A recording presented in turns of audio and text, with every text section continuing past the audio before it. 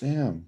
Yeah, and then See, I wonder if my son's gonna like take an interest in it. He's only 6 right now, so yeah, man. I don't know. You know, every kid's different. I swear. You know, I've got one kid that has absolutely no interest in it, damn. and I got one kid that just loves it. You know, it's a personality thing. So one that's real risk averse, he's afraid to. He wouldn't take on the risk. You know, so it's a personality thing.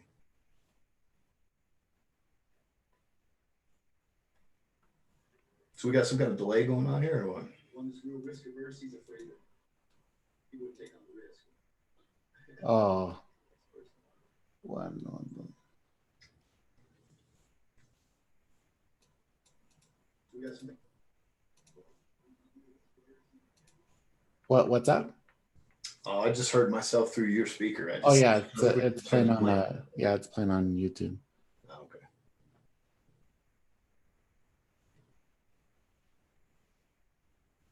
So yeah, man, it's already opened at under 28.55. Let me Loving see. it. Pull up my Thinkorswim, see if it'll let me log in today.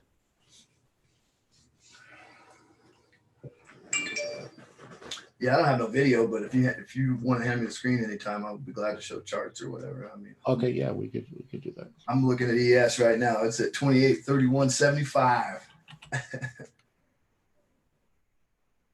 It's gonna be a nice payday. I wish we'd open right now.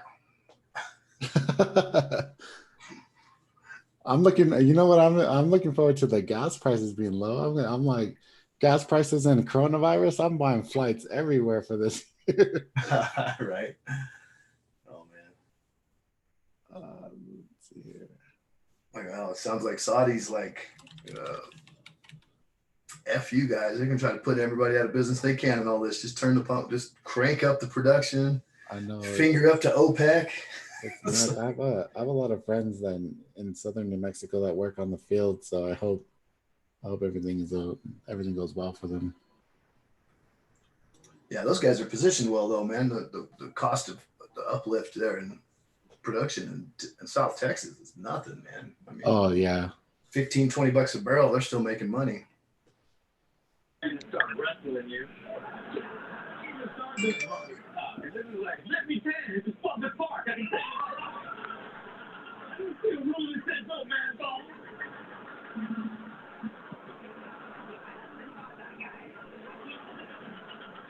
You go to me a superhero.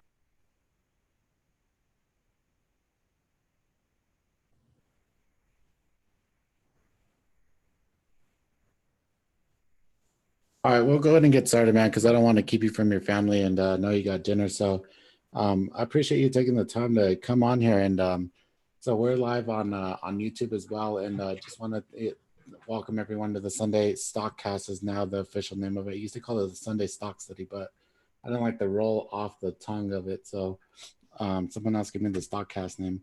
But yeah, if you guys are watching, guys, I'm very, very super fortunate. Like that, this has been taken so well by everyone. Everyone's been so supportive. If you guys want to see certain people on Sundays, leave me a comment who you want to see, and I'll try to get them on. I'll try to bribe them, try to whatever I can to get them on. Um, Leave me some likes. I'm also so we're doing this live, right? So we're doing this live on YouTube, and then I later on in the evening I actually edit the audio, and I now we have the podcast also on Spotify, Apple Music, um, like anywhere you could get podcasts, you could listen to it now, because I know it's a little bit hard to watch it and whatever. So like if you're in the car, you could listen to it as well. But just to start off with just a little bit of a story. If you guys are more here, from Smash, my story happened just a little bit about myself last year. Um, I had a business decision with my mom where she managed all my finances, my trading funds, and things like that, because I'm horrible at managing money. And it would help if my businesses were not in my name. So then I was just an employee and I got paid a salary. So then my child support, I wasn't getting raped on it. But it didn't work out. We got into a big falling out. She wound up taking all my money. And I wound up starting a new account, starting from ground zero, and I started up with a brand new account and it with $2,000, and that was in May. So things were kind of winding down as far as like small caps, going into the summer, and I was with Sure Trader, and the commissions were just killing me, and it was nuts. So like I was, making a little bit of money, but the commissions and trying to size into my trades was just nasty. So I ended up getting that account down to like $700, and I actually messaged Smash here, and I was like, hey, like I really need some help. Like it's either this or like I quit trading. You know what I mean? And I talked to him about trading options, and I remember watching YouTube videos of his in the past, and saying that it's better for for newbies to trade options, and the strategies on it. So he gave me a quick um, crash course, answered all my questions, and I certainly appreciative. The very next session, I made $300. On that $700 account, I made $300 the very next day, and I haven't looked back. So it took me about 9 months to get over PDT. So I haven't gotten a chance to thank Smash appropriately. So I want to say thank you, because you straight up like single-handedly saved my account by helping me out. So I appreciate it. Nice, man. That's a good story right there. You're the one that pulled the trigger, though. So that's good stuff, man. Good for you. Yeah. So I mean, and it's so that's something I want to get into and kind of talk about, because it's with a lot of the marketing right now is geared to small caps and whatnot, but the way that you talk about like options and everything, like maybe give your opinion for a newbie on why options are better, and where you kind of came up with it and what have you. Sure. Well, first of all, I mean, if you're long options, your risk is capped, and your gains are open to whatever. I mean, just in this volatile market right now, I mean, we're capturing 1,000% gains. It's insanity right now, and it's fast. It happens fast, and you just can't get that, in stock. And you're not going to get that selling options either. You're only going to get that in one place. So it's anyway, just buying options, and it's capped risk. So why is it better for small accounts? I mean, you can manage, you can define exactly what you want to do. There's so many strategies you can do with options. But as far as small accounts go, I mean, you can have $100 risk per trade. You could have 70, 50, 30, you know what I mean? There's just the stocks move, the options are liquid. It's like penny stocks on crack, man. Exactly. I like that. I like that reference, because and then on top of that, I mean, if you're doing penny stocks, right? You're like, these coronavirus tickers, the range on them is, a couple cents. But if you're playing Amazon this last week, 50, 60 point moves, you know what I mean? Like this is nuts. Like you have one contract of that. That's big money right there just on one contract, especially even if you get them out the money. So it's crazy. Like the thoughts, the volatility could be a little bit different, and then having to actually finally have to learn how the Greeks work and how the underlying they kind of coincide with each other is a little bit different. But I think it's absolutely awesome to trade options instead of the other way around. And then I think if more people were to do it, it'll only put more liquidity into them, and it would just be better here at this point, because it's kind of not too many people do it, right? Well, I don't know. There's the volume is at an all-time high in options right now. I mean, it's at an all-time high. I can give you a really quick example. Like if you're looking at a penny stock is a joke. Once you understand how options work, it's just a joke. You got to watch these scanners, and what's the flavor of the day, and you got to dissect the SEC filings and looking for warrants and all. There's just all. I don't have to do any of that. I trade SPX every day. I trade, NVIDIA, Netflix. I mean, I have this bucket of stocks. The options are liquid. The market maker is always making a market. And I'll give you just a quick example. Friday, in that pop at the end of the session, I'm looking at the March 6th, 2950 calls, and they went from a low of 155 to $36.07. From 155 to 37 in 5, 10, 15, 20 minutes. in 20 minutes. When was the last time you saw a penny stock go from $1.55 to $36 in 20 minutes? You know? Yeah, that's this is what we trade every day, man. So exactly, and that's a one of the, and you just need to catch one move. You know what I mean? You don't need to sit there and wait for the backside all day. You know, like you know, if your niche is shorting, you know, penny stocks, um, you know, you could you know, you just get one move. All I have to do is get one move in the morning, right? And that's it. You know what I mean? My goal is 1,000 a day, and I don't have to, you know, trade with any crazy size. My max size is 5 contracts. I don't know what yours is, but I don't even have to go crazy on it because the home runs come from the volatility and the move, and not the size that I have to use. Unlike, you know, with the penny stocks, you got to kind of load up with some size to actually make some decent money. oh yeah, for sure, especially with this volatility. Yeah. So Yeah, I mean, I'm risking 1% of my account, and you know, I'm pretty consistent. 1%. Yeah. Okay. So one thing I want to talk about, man, is I really love your style. Like I like what I watch all your videos and everything, and as the kids say, you got some swag to you. So maybe you could talk about like I think, you know, this confidence that you get, right, as a trader, it comes from knowing your system inside and out and knowing that it works. And so, and a lot of the new traders, you know, you have to fail it, you know, to be able to go out and find, you know, your little niche where you actually are profitable, and where your place is in the market, right? What do you think about, you know, that, where that confidence comes from, and like and how you apply it, and also being humble, and managing risk? So after working with traders for about 3 years now too, so ego's like the number one trader killer, and that's I see that across the board with newer traders. So I say this a lot: do you want to be right or do you want to get paid? Okay, so there's no, I say that every day. You know, manage your risk, respect your risk. Do you want to be right or do you want to get paid? I'm not married to any one position. I have levels. I have triggers. I have if then statements. You know, everything I do is programmable. So if it does this, then I'm going to do this. And you know, you have to be consistent about your size. You know, like trading 5 contracts. You mentioned that you trade 5 contracts. That's another one, is the dollar risk. You know, I'm risking 1% of my account. Be consistent with that. Whatever that is, be consistent with it, because the law of large numbers, you're just guaranteed to blow up if you don't. You're guaranteed. So, you know, if you have 100 trades, let's say you have a 70% win rate, okay?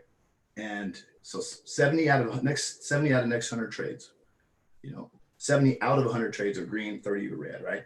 Let's say the next 30 trades or next 70 trades even are green, right? Boom, boom, boom. You're on a roll, and you're trading 5 contracts. And then, you know, the next 30, you're like, okay, I'm sizing up. And you take that size, and that one's wrong. You try it again. I'm gonna size up a little bit more. That one's wrong. You know, that's just the law of large numbers. You blow yourself up. It's guaranteed. It's a mathematical fact. You know. I love that. I love that analogy, because that actually happened to me. So like I got over PDT, and, you know, I was floating kind of, you know, comfortable, you know what I mean?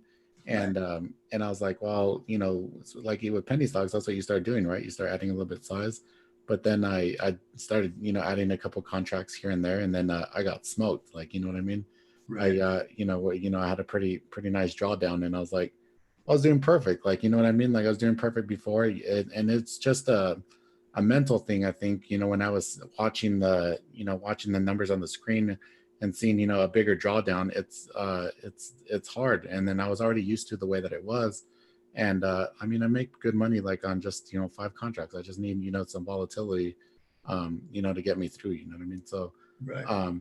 And then now, like, I'm also working on, you know, when I get pullbacks, I could sell and, you know, add, and then, you know, go with the trend and the which way it goes. But I really, like I said, I really like about, like, you personally, like, and this is like something else I wanted you to talk about, is like how, like, you don't need a gloat. Like, you know, I've never seen you post a P&L. I've never seen you other than say, hey, like, you know, come, if you want to make money, come, you know, see me or whatever. There's never been, you know, any bad talk. You've always, you know, talked, you know, well about everyone, which is awesome. Like, you know, usually someone always has, you know, at least one negative thing to say about someone else. And it's awesome that you're so positive and just like, stay in your lane and you're comfortable and confident in the way that you trade, and you're just like, I'm good being me, like, you know what I mean? Sure. So So anyway, sorry, was that a question in there? no, so like, so what's your, maybe you could talk about a little bit like your opinion on Twitter and like uh its usefulness and for new traders and things like that.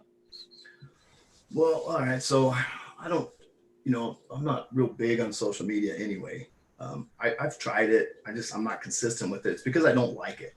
I don't like posting, and I'm really busy. I have no desire to promote. All I really want to do is, I want to surround myself with good traders. And, I tried so many things in so many rooms when I was, early on trying to figure this business out. And, I realized that if I did it myself here, that I could build a community of really good traders. And I mean, that's what I've got. So as far as Twitter goes, I'm not, I just don't, it's just everything. That's how I live my life. It's like, if you're going to build a team, it doesn't matter if it's you're a dad with your kids or, you're a boss. I've built a number of businesses. I've had up to 28 employees before. It's just, if you're going to build a team, you just have to get the right people in the right places. Everybody has talents, everybody has strengths and weaknesses, and you find a way to build those strengths and work on the weaknesses in everybody. So, I mean, that's just kind of how I try to live my life. Even Twitter's the same way. It's like, I don't know, the trolls will say things, and if it's like, I don't want to give them any energy, I don't give them any fuel. That's fine. Be who you want to be. If you think what you want to think. I'd rather them come in and say, you know what, come in, check it out. Yeah, come spend a day, come spend a month. I'm waiting for that. I know that my turn is coming pretty soon, probably. So we'll see how it feels whenever I get some real trolls and stuff. So that'll be crazy. Yeah. So how did so how long have you been trading? I've been trading since 2014. I've been actively trading since March 2014. So I'm right at 6 years this year. Oh, 6 years. Oh, cool. So how did, like, I'd never seen anywhere where how you got into trading and stuff, and how you were mentored or anything. And because I mean, your style is a little bit different. Like, like I said, you do the options, you like doing the futures and things like that. So how did you come up with like your niche and learn to come up and stuff? So well, let's just say to start off with the businesses. So I've owned a number of businesses. I've got a couple. I still do. I own a couple of businesses in the oil field. I own a couple of businesses, brick and mortar businesses like retail and stuff. But so I've been invested since like 1998. But everything I've done has just been like buy and hold kind of stuff. Just a place to put a little bit extra money. I've never been a trader. And then the oil field, we had a nice boom in like 2008, 2009 as the market was crashing. We had a nice boom. Natural gas was through the roof. And so we had a nice oil field boom. And as that was winding down,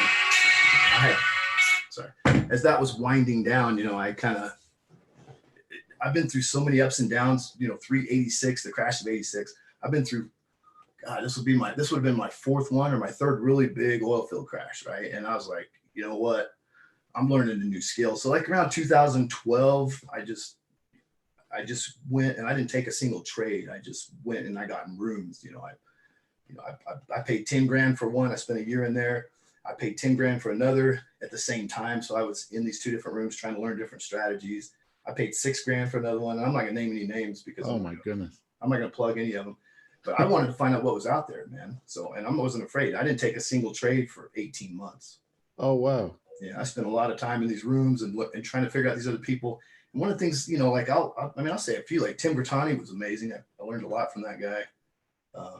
There's some good people out there. It's just no one really with my style. I mean, I liked shorting the penny stocks, but it's not a sustainable strategy, in my opinion, unless you have a really large account. If you can trade 1% of your account consistently, and when I say size, I'm saying like risk per trade, right? If you can trade 1% of your account consistently, your account grows, so does your size. You earn a risk increase, right? As long as you do that, then that law of large numbers can work for you instead of against you, right? So, I mean, once I saw this, it's like everybody has their own strategies, but to me, none of them were sustainable from what I saw. I mean, if you can load $1 million in an account, that's what I would have had to do to be a successful penny stock short trader. You know, you've got to have some size, or is it going to take me 5 years? So even some of the good trades that I had as I was building my account, instead of, because I didn't just put $30,000 in an account. I just started off slow when I did, and I started just trying to trade and just trying to break even when I finally went live in 2014. So, and that's kind of how I did it. Then once I started getting some consistency, you know, I put some money in my account, and I didn't even trade myself over the PDT rule. I just traded till I was comfortable. I put some money in an account, and then I just took off from there. And that's pretty much how I did it. So that brings a good point, because like that's something I'm actually looking at right now. Is it's you're saying, you know, shorting penny stocks and not being sustainable is really, really hard, because I mean, first of all, like you got to pay for borrows, you got to pay platform fees, you got to pay, you know, the well, not so much anymore, but you know, commissions, right? Right. You know, it's just under the PDT. I mean, how do you even do that? How do you even justify this? It's just a joke. Like paying for borrows. Like if you have $2,000 in the account, like seriously, if you're in America, exactly, how is that sustainable? You know, paying for borrows and trying to get short. Then you finally get in a ticker and you're like, oh, I don't want to cover. You know, I don't want to cover this. My whistle. I got one shot, man. I got to swing this. It's just ridiculous. It's retarded. Well, options, you can go in with a cash account. You can trade all day long. There's no PDT rule. You trade till you run out of money, you know. So that's, I've learned to use that as a tool to help younger traders and newer people with small accounts and all that stuff to manage risk properly. And, you know, they've got a nice big sample rate. You know, you can have really small risk and learn to trade without doing it on a simulator. You know, you can trade with live money, the real emotions, and feel it with options. Yeah, that's that is really like, because there's a couple guys that I have, like I don't know what you call it, like with me, that are, you know, like street to seat. They didn't know anything. Like they didn't know anything, and then I was like, okay, like here's the basics, like, you know, and they're, you know, really zealous about it. You know, they, you know, studied as much as they could, and then within they, you know, I told them, like, you know, this is how the penny stocks work. You know, this is how options work. You know, I'll let you, you know, choose and, you know, fill out, you know, what fits you personally better. And then they tried the penny stocks and they're like, that's dumb, that's stupid. You know, I'm just going to do the options, you know, exclusively. And he's consistent as hell. Like he started like, I think in November, and he's getting close to being over PDT now too. So, and it's awesome to see, like, you know, okay, like cool. I could actually implement it in someone else, you know what I mean? It's not just me, and it's not like a fluke, you know what I mean? Right. So sure. It's that feels pretty cool. But well, real quick, if you want to go over and I think I have to give you because I know you got to get with your family here. I don't know if I have to give you permission to share the screen, but if you want to go over like what you're thinking for the week. Let's see what happens if I do this. Does that show you my screen? There we go. Yep. All right. Yeah, so I'm not necessarily going over things for the week, but I would say just a couple of comments about ES breaking 28.55. We're at 28.24, and puts from 29.60. That's what I'm talking about. If you trade in stock or gap risk is a killer. Okay, and it's like I've got the long-term positions that I have. I trade options against them, so I'm in a really good spot. If the market falls apart, I sold calls against my positions. I get to keep that premium. If the market rips, I just take profits. You know, so it's a really nice system. If you own stock, you can use options for that. Another thing is the gap risk. You know, who wants to hold a penny stock short overnight and get that AWCX situation, right? We get whatever that last one was, where the dude bought the whole freaking float. Yeah. Faces off, right? Who wants that kind of gap risk? Okay, well, I've got puts right here, and I can tell you I bought 1 hour worth of puts going into the close on Friday. 1 hour. You know how much money I can lose if I'm wrong? 1 hour. You know, that's it. There's no gap risk, right? Zero. The second that I put that trade on, I already wiped the money off the books. So there's no emotion either. When I entered that trade, the money's gone. I look at it like when I loan money to a friend or I loan money to my kids. I don't ever expect the loan money back ever. If I get it back, that's great, right? But I don't expect it. So that's it. What can I lose? 1 hour. And we're at 28.22. I'm going to get me, it was in around 29.60. I'm going to get me about $140 gap profit. You know what that's going to be in options? Probably about 7,000% gain. And I risked 1R. Okay. Now that's the kind of money you can make in this volatile market. This isn't something we see every day. You know, this is the biggest crash we had. But what we do see every day is 300 to 1,000, couple, 3-4 times a week, right?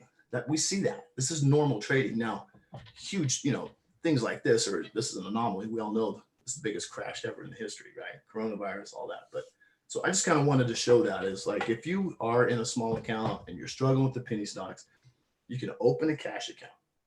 There's no PDT rule. You trade till you run out of cash. You can manage risk. I have no gap risk.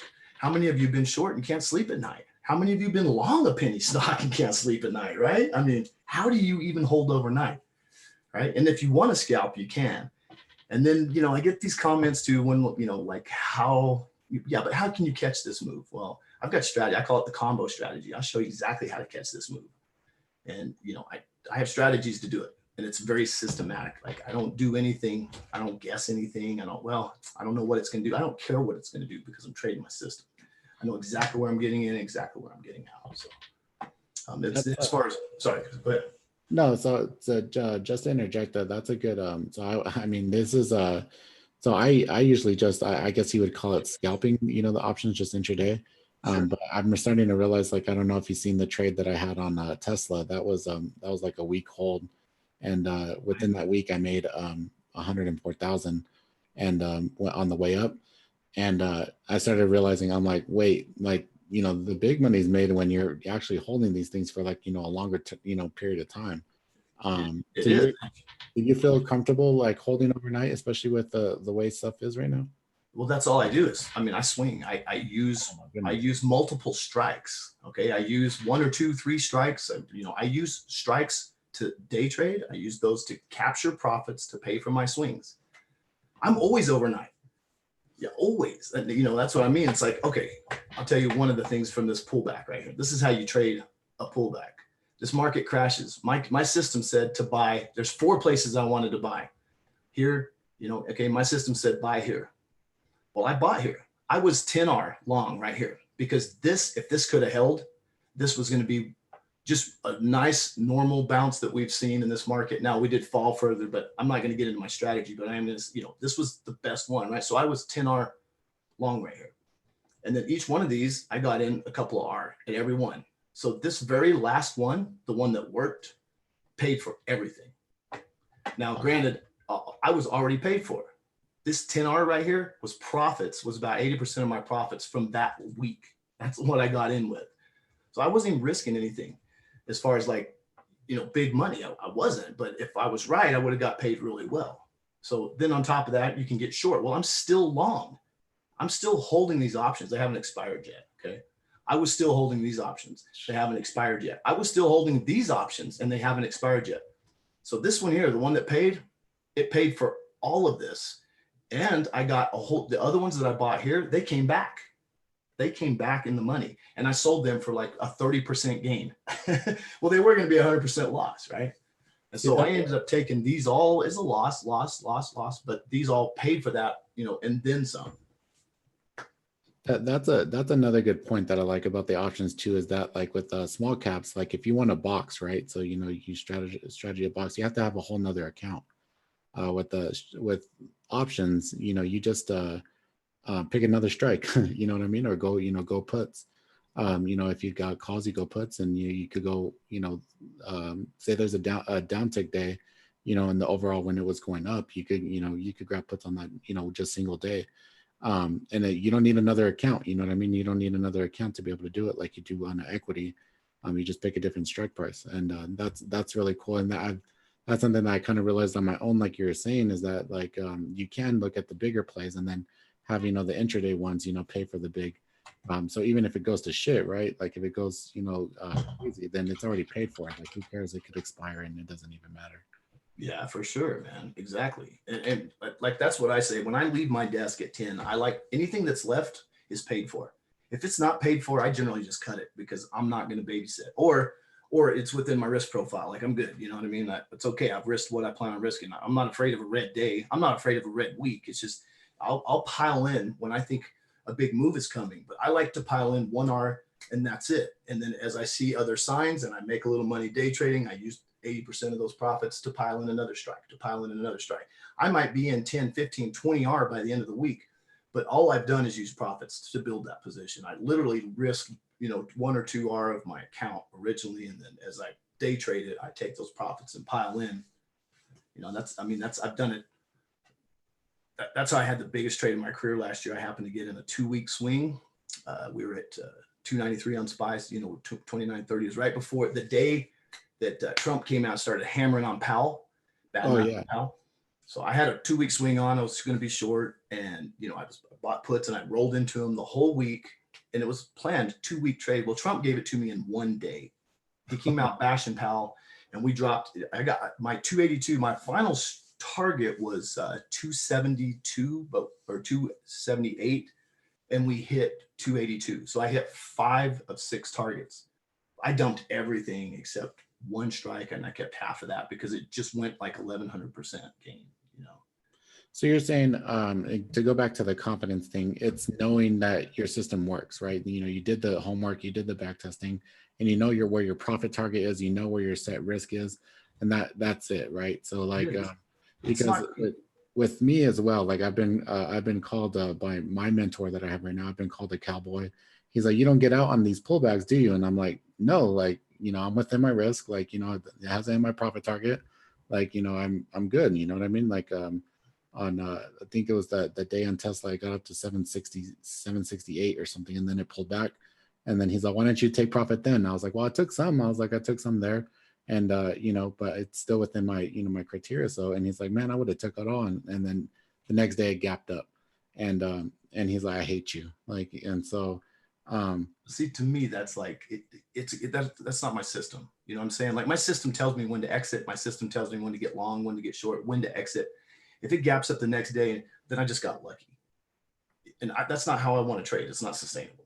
Oh, so if it gapped up the way that I did, because my profit target was 800, right? So I wanted it to get 800, and it didn't. It got to 768. It pulled back, and then the next day it gapped up over 800, and then I got. Oh, good. Oh, no, I was just thinking that you were saying that you were cowboying it. I was thinking that's what you were saying. You were cowboying it. No, what he means by that is that, like, when there's pullbacks, I don't, like, I'm not scared to, like, stay in, like, you know what I mean? Like, gotcha. I'll ride these waves, and he's on, it's just, kind of, nuts to be able to watch you do it. And he's like, and I'm like, well, part of it is that I'm not sitting at my desk, you know what I mean? I just set all my alerts, and I, go about my day, and, I'll check on it. And that when that day I got to 768, I actually had to call the broker, and I was like, hey, get me out, like, take me out half right here at least, just to go ahead and cover the trade and stuff. So but yeah, so that's I think that's what you mean, is that where the confidence comes from, like, knowing your system. This is my risk, I'm well within my risk, and then this is my profit target, and I know that that I'm more than likely going to be right because I've seen it be right. So yeah, for sure, man. And that's what I'm saying, is when you get to that point to where you do exactly what your system tells you to do, there's no questions asked. I don't question it. I don't second guess myself. I don't use discretion. It's just, if I can't program it, I don't trade it. That's how I trade. And it's just over and over and over again. That's just it. And if I it's like, I have this model that I built and I programmed it. It's all in easy language. It's all automated.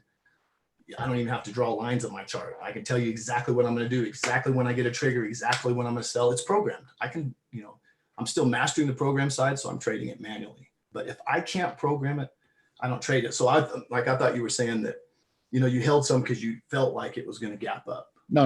Like, my target was 800. So my target was 800, and so, it was still within the thing, and it gapped up like 820 or something. Understood. I was just saying, for me, it's like, if I ever have that thought, like, oh, I feel like it's going to gap up, No. Like, for me, it's always, I don't even do that anymore. It's like, whatever the system tells me. I'm still human. Sometimes I do.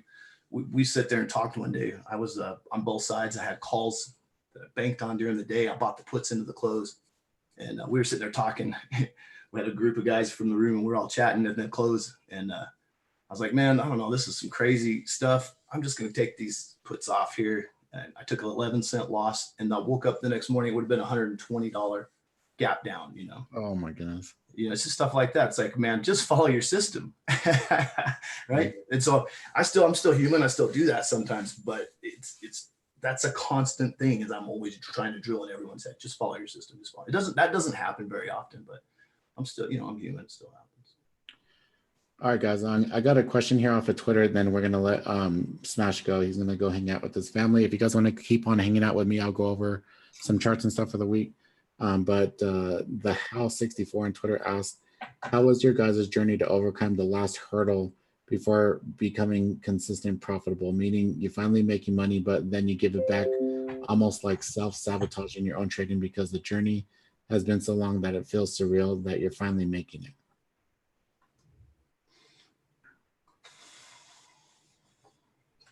I mean, I would say for me, the moment that is when I realized that I had to develop a system.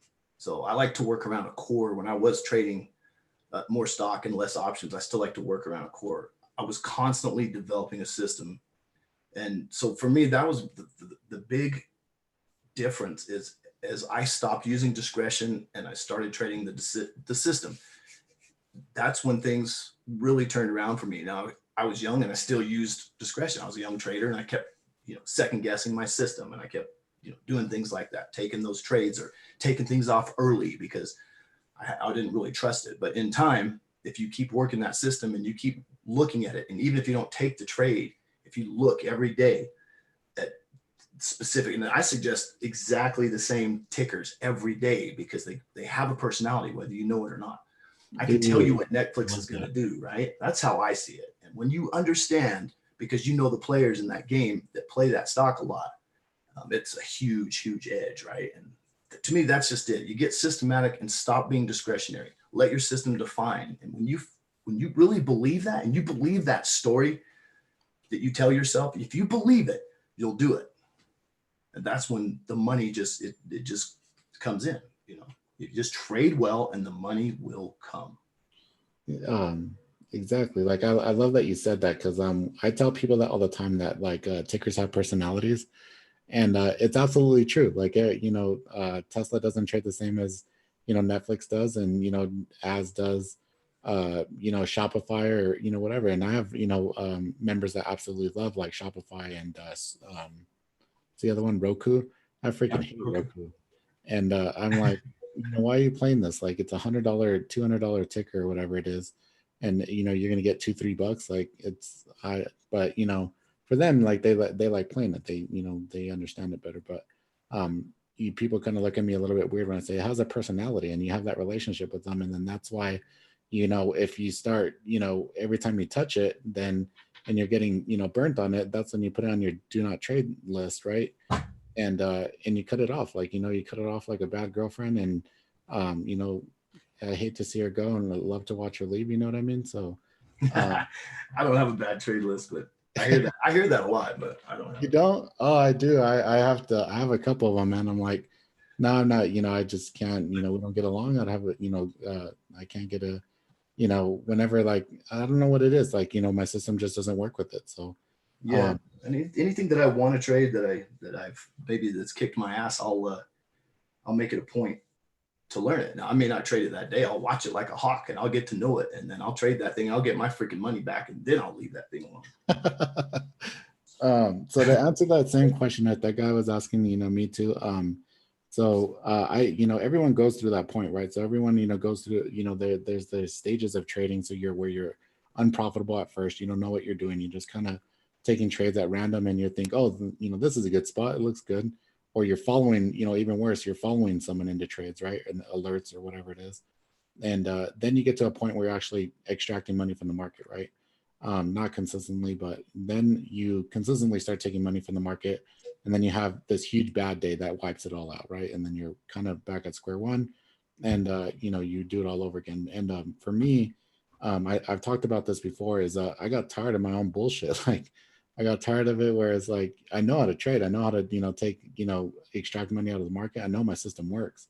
And honestly, I just looked at all the data, right? I spread out my trader view, and I actually have a YouTube video of it. And I was like, okay, like where am I profitable? Like, you know, and that's where I built my system off of, where, you know, I'm actually most profitable in trading. And so that was when I was with Jay, right? So I was in Jay's room, and that I made my short squeeze system. And there was a bunch of mad people in there, you know, everyone was going short for for a long time in there, and I was squeezing people. It's like, oh, I'm sorry guys, I was long, and because I got tired of losing like that, so I'm like, well, if I can't beat them, I'm gonna join them. So, man, I totally agree with that one. Stats don't lie, right? We lie to ourselves, man. That's what humans do, right? We just lie to ourselves. We tell ourselves how good we are, how cool we are, right? Stats don't lie, man. Exactly. Yeah. Well, all right, Smash. Thanks, This man. is a quick one, and I appreciate you coming on and taking the time.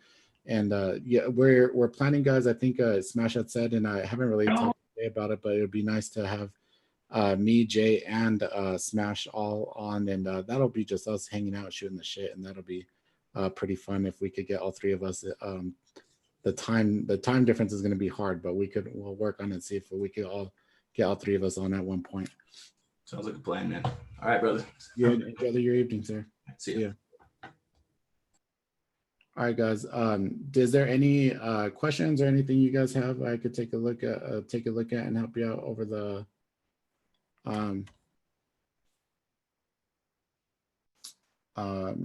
tickets for the week? I haven't, to be 100% honest, I haven't even gotten a chance to look at anything. I was just looking at the features. I was looking at the features as they opened a little while ago. And as you could see, I don't know if I could share my screen. I'm gonna share this one.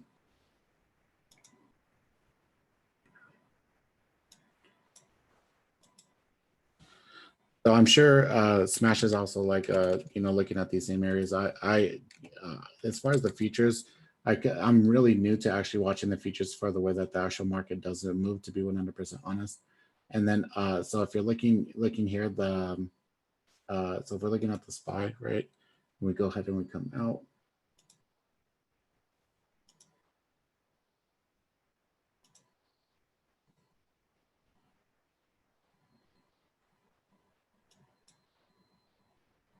Okay, so we obviously have the, let me go up further.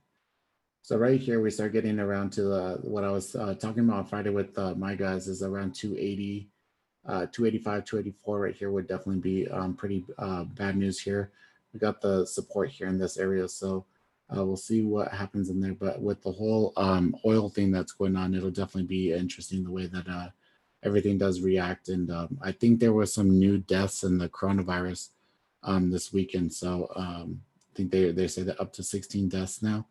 And so we'll see how everything does react there. But this is a little bit different the way they have to do this, with having a guest on the on the Stockcast here to for questions and things like that. So AAL, AMD, you know what, AMD stuff.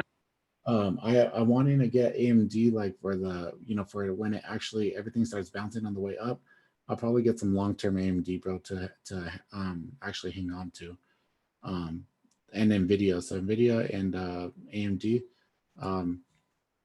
when things start turning around the other way, then I'll probably start looking at getting in some of those.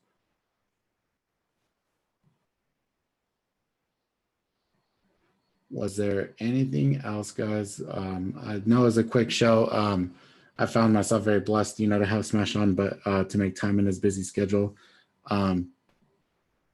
for us. And it's a little bit different, having people on, like I said, for the comments and stuff, but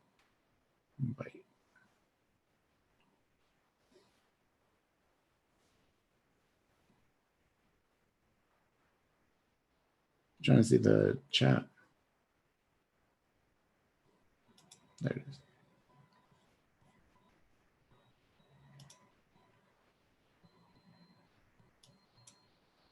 Oh, cool, guys. Just to let you know the way that I've been trading lately, with this, with these tickers, with the the whole meltdown that's going on with the market, is usually we get this crazy gap down right in the pre-market, like if you're looking at Amazon right here, and if you're also looking at the SPY, and then we'll get like a bounce where where it tries to go ahead and push up, and then I'll go ahead and on this resistance here, you can see where my fib lines are already on there, and then it does, once I see it starts coming and selling back down here, I wait for the second pop, and then I short down here to the support. We'll take profit here, and then also at the fib line, and then I'm good to go for the day. And that was all I traded on Friday. I think this and holy shit, down 1080. That's nuts, dude. I really don't. I was talking a lot of crap, and I feel like this is karma. I was talking a lot of crap saying, I want the whole market to burn and, bring some volatility for us to make some money and all that. But dude, this has been really, really crazy the way that it's gone down. And it's definitely great buying opportunities, if you have long-term positions or, buy and hold type deals. Definitely great time to, get long in some of these things whenever it starts going in. So I personally want, I have some money saved, and I want, the houses to start, being a little bit less expensive. And I'm not saying I want, people to foreclose their houses or anything, but that's my goal, is to be able to buy some real estate on the cheap. So that's definitely very, really, really crazy, bro.